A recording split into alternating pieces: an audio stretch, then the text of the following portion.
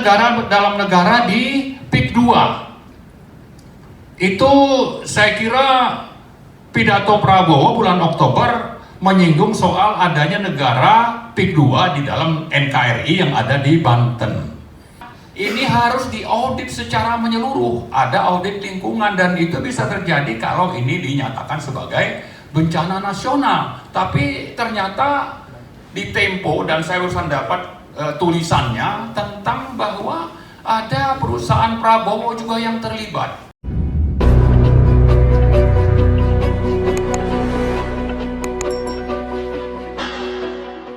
Assalamualaikum warahmatullahi wabarakatuh. Waalaikumsalam. Muhammad. Pertama-tama kita panjatkan puji dan syukur kehadiran Allah Subhanahu wa Ta'ala karena pada hari ini setelah direncanakan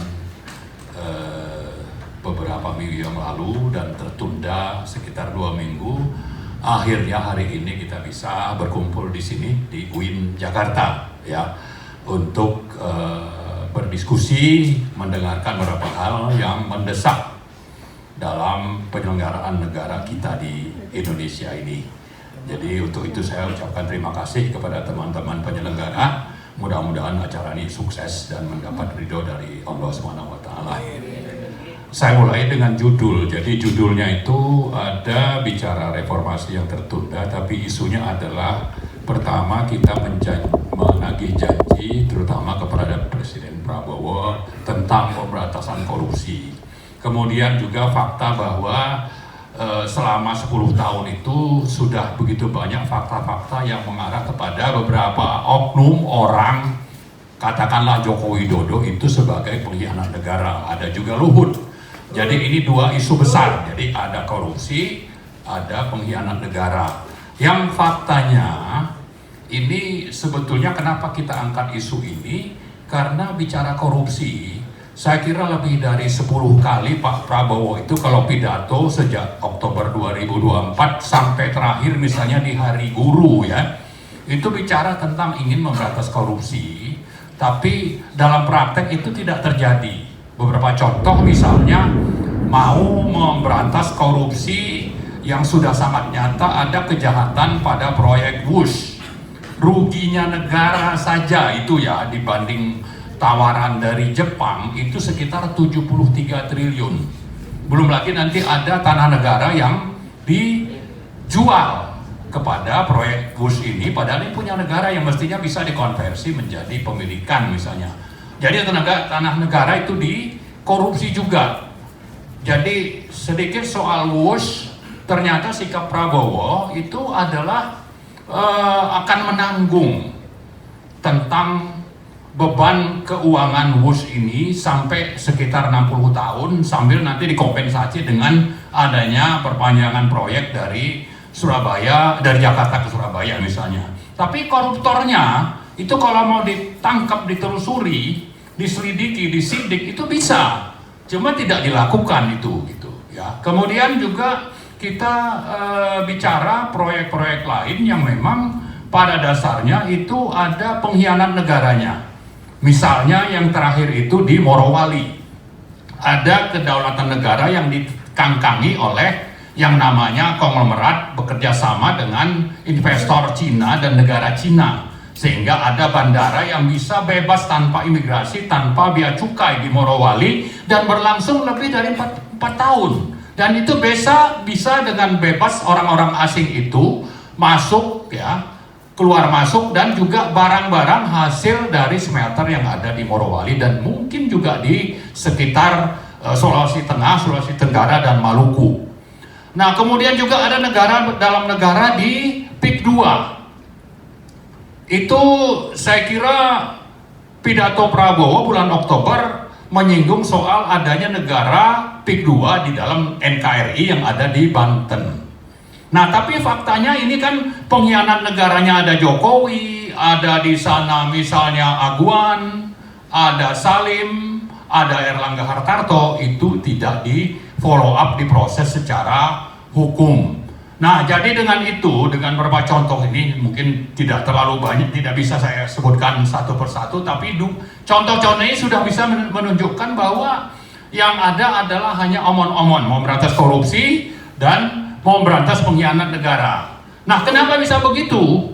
Karena memang yang namanya Jokowi, Parcok, geng Solo itu masih berkuasa.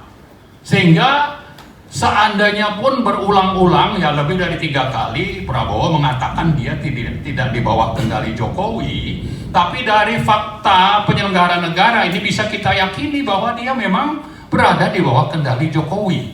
Salah satu contoh misalnya tanggal 10 Desember itu ada peraturan Polri tentang bahwa Polri itu bisa menempatkan anggota aktif untuk duduk di 17 kementerian dan lembaga.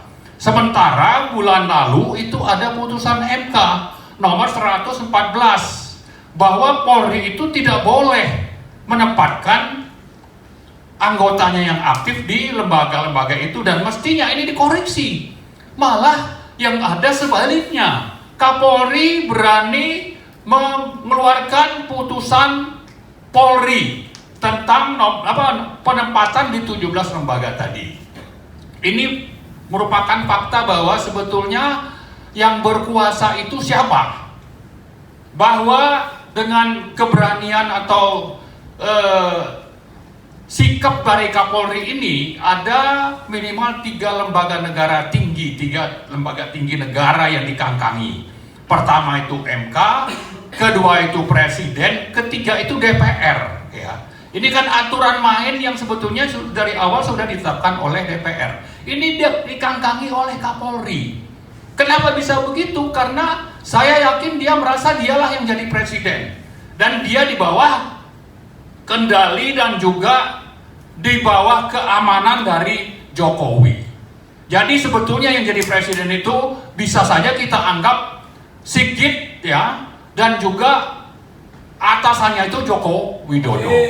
Nah, dengan begitu sebetulnya kita sudah waktunya untuk bersikap, jangan membiarkan ini terus terjadi, dan sekaligus juga kita mengingatkan Pak Prabowo ya, dengan adanya bencana misalnya kita bisa menilai kalau memang ini ingin diusut tuntas, terutama siapa penyebab banjir yang begitu banyak memakan korban hampir 1.000 orang, itu maka ini harus diaudit secara menyeluruh. Ada audit lingkungan, dan itu bisa terjadi kalau ini dinyatakan sebagai bencana nasional. Tapi ternyata di Tempo, dan saya barusan dapat tulisannya tentang bahwa ada perusahaan Prabowo juga yang terlibat dalam kasus pemanfaatan hutan di Sumatera. Ada 90-an ribu hektar.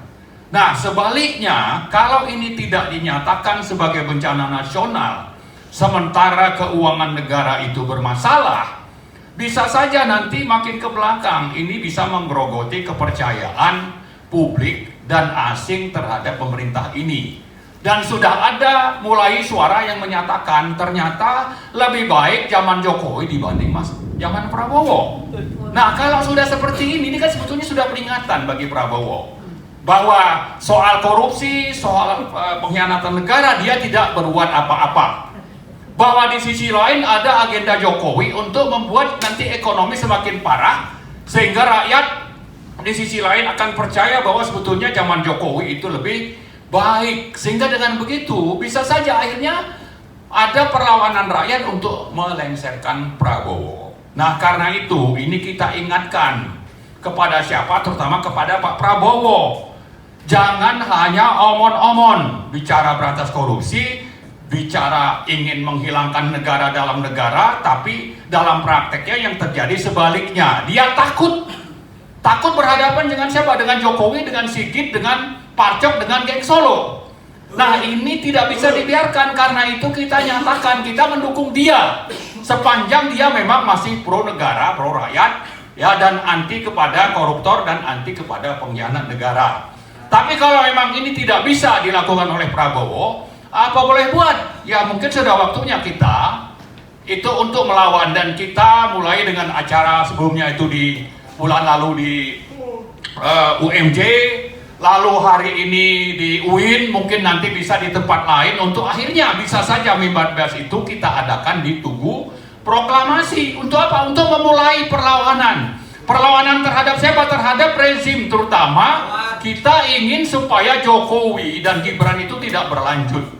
Tidak berlanjut untuk apa? Untuk nanti kalau seandainya Prabowo jatuh, justru yang naik itu Gibran, dan itu kita tidak pernah akan terima. Dan itu tidak bisa kita diamkan, dan karena itulah mari kita mulai terus perlawanan ini. Ini baru langkah kedua, mudah-mudahan nanti akan diikuti dengan langkah-langkah berikutnya di berbagai kampus di Indonesia. Dan puncaknya kita berharap benar-benar bahwa pemalsu ijazah atau penipu pembohong rakyat seperti Jokowi itu akhirnya ditangkap. Nanti Bang Rismon saya kira akan menjelaskan ya. Kemudian yang namanya Gibran itu akhirnya dilengsarkan. Itulah target-target kita. Di samping tadi ada dua hal lain ya. Jadi target utama itu bagaimana supaya Jokowi ditangkap dan diadili. Kemudian yang kedua bagaimana Gibran harus dilengsarkan. Ketiga supaya koruptor itu ditangkap dan diadili, disita asetnya, diambil alih oleh negara.